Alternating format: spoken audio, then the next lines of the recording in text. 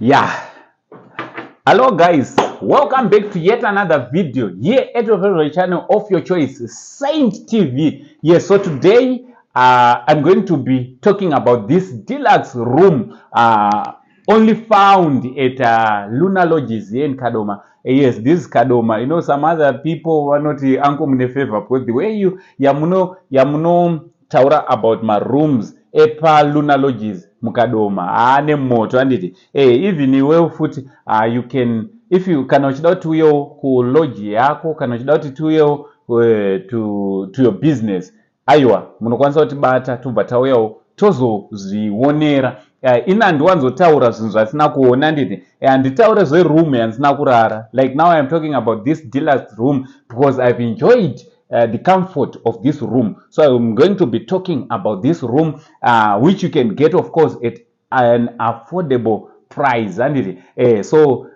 murise zvise kwese kwamuri aiwa vamwe vanobvunza kuti ango chichiri kuitika kuti nowadays you are speaking in English aiwa I'm going international so I have to be speaking in English also whatever we'll be talking about of course tine people from out of the country would want to enjoy my services atine tichitaura nezvavo so definitely I'll be using English when I'm advertising most of these businesses so now I'm at Luna Lodges Kadoma, one of the best in Kadoma, one of the best or if not the only best in Kadoma the only best not best nekuti ndopangu pandoshandisa nditi kumwe handikuziva so panapa chekutanga as you can see kuti ndakagara workstation. You can use your laptop uri panapa. There's a workstation. Of course it comes with a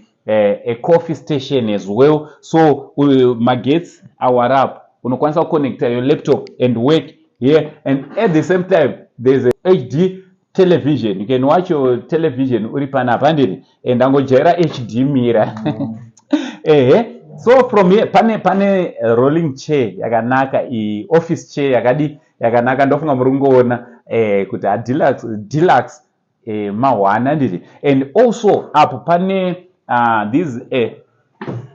this okay panapa standard munogona kutoisa tunhu twenyu apa zvikasanooneka kutoti mune tunhu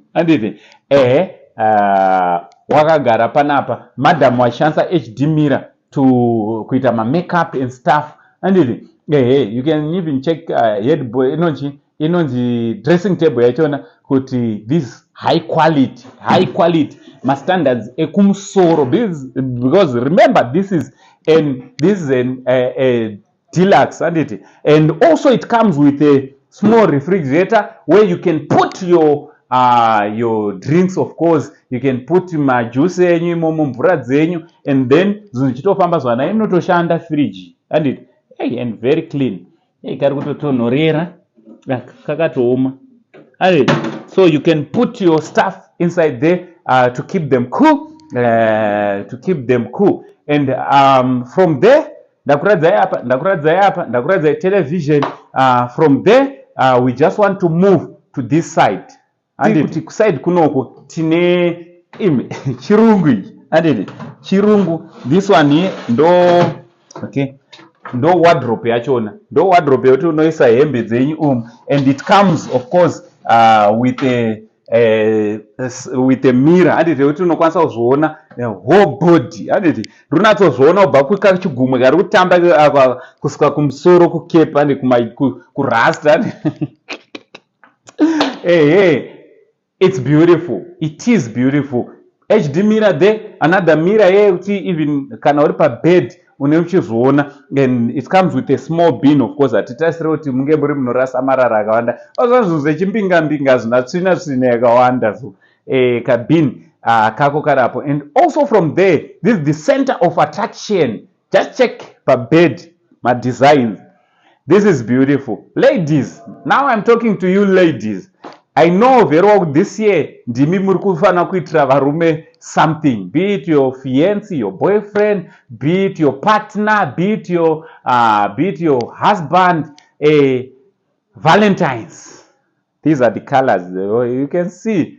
You can request vanokuisira ituma flowers womusurprise wouya naye kunoku. I'm telling you haurambiki ukadaro.